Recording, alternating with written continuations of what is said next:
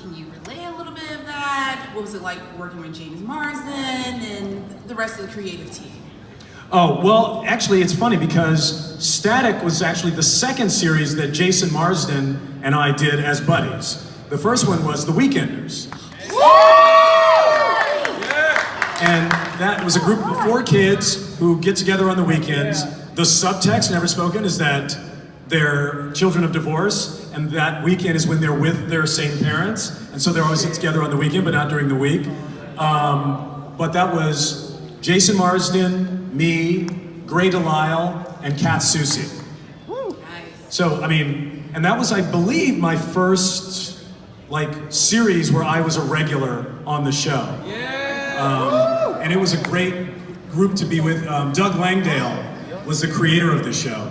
And not a lot of people mention it for some reason. I mean, maybe just because it was lumped in with a bunch of other Saturday morning shows, Recess and all that stuff. People have fond memories, but nobody really noticed how good it was. I mean, that show just had a lot of heart. And as far as Static, that was, a lot more people, at least now, are remembering that show. As a comic book guy, that show was really significant to me because I just love having, not to get too political, but a black superhero who didn't have black in his name.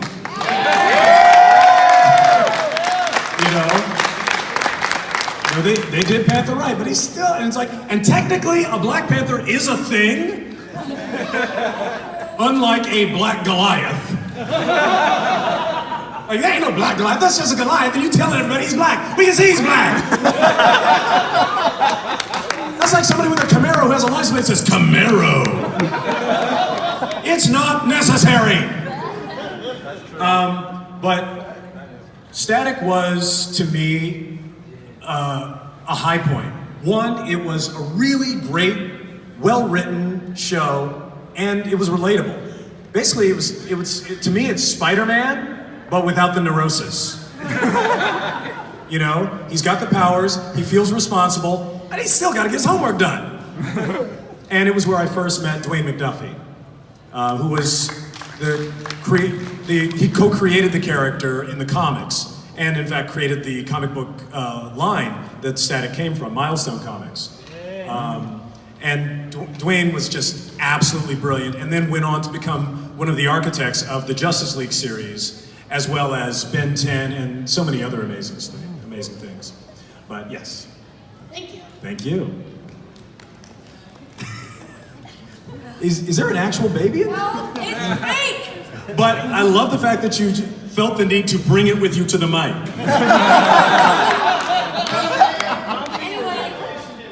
Anyway, I would like to... You can bed it down, right? Oh, there we go. Nice. Oh, thank you. Thank you. Oh, you're so sweet. Let me get my thoughts collected. Ooh, listen to that. Somebody's trying to get a voiceover job. No. You really think I could? Listen to that. That's like that classic sort of Pam Adlon, Cree Summer sort of boy voice, right? Actually, people have told me that I sound like Naruto or Ash. Get you? Nice. Can you guys hear it? I can hear it. Seriously, can you guys hear it? Oh gosh. All right. First, I would like to thank you for being a big part of my childhood, as well as many of the people here who had grew up with Samurai Jack, Foster's Home for Imaginary Friends, and Static Shock. Don't thank me. You guys are the ones who turned on the TV. That's true. Although a couple of houses I did sneak in and set the channel. Oh wow, sneaky. And I do have a question. How did you feel about the ending of Samurai Jack, the fifth series? I know a lot of people hated it, and myself included. Did you hate it, or did you hate the way it made you feel? I don't know, because to be honest, I had, please don't laugh at me for this, but when I was young... You had a boyfriend from ancient Japan? No. Nice joke though. I kind of looked up to Samurai Jack, kind of like a big brother sort of thing, and as I got older, I kind of developed a crush on him. And when You should be happy she disappeared! He's still on the market! fuck it!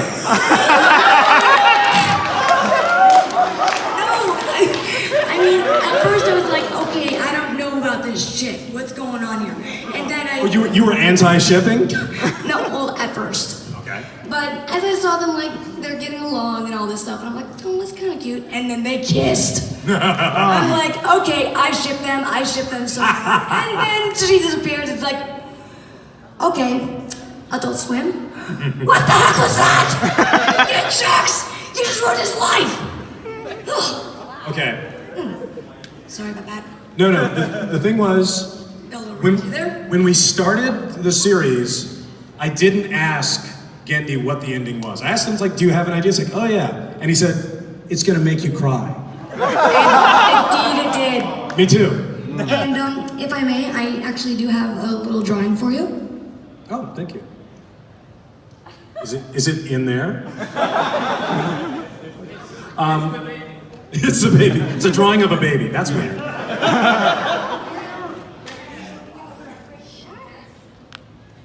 Oh, it's not.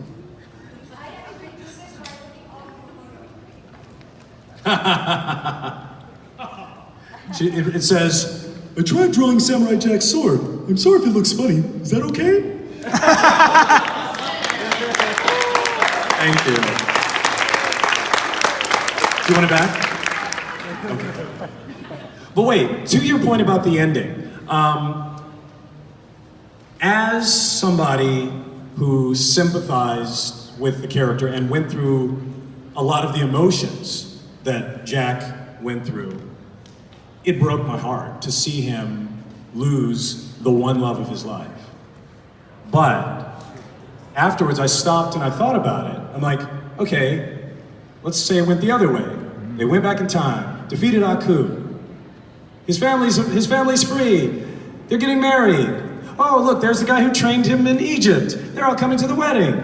Yay, and there's a wedding. And they're moved to a palace and have a baby. What the fuck? What ending is that? That is not the ending of this show. This entire series, Samurai Jack, has been about sacrifice.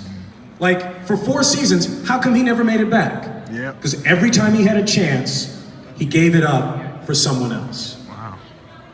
And the thing is, it was sort of fitting that, do you guys hear that? Yeah. Sorry. Oh, Mother. got it. It was fitting that the only way he was able to fulfill the mission that he was basically born for was through her sacrifice. You know, he did all this sacrificing. In fact, that mission almost broke his mind. It did break his mind. But she helped him. He helped her. But it cost her her existence. And to me, yes, it is heartbreaking, but it is also fitting. And, you know, to the people who say they hate it and Gendy did it wrong, I'm like, if he made you feel that much, then he did something right.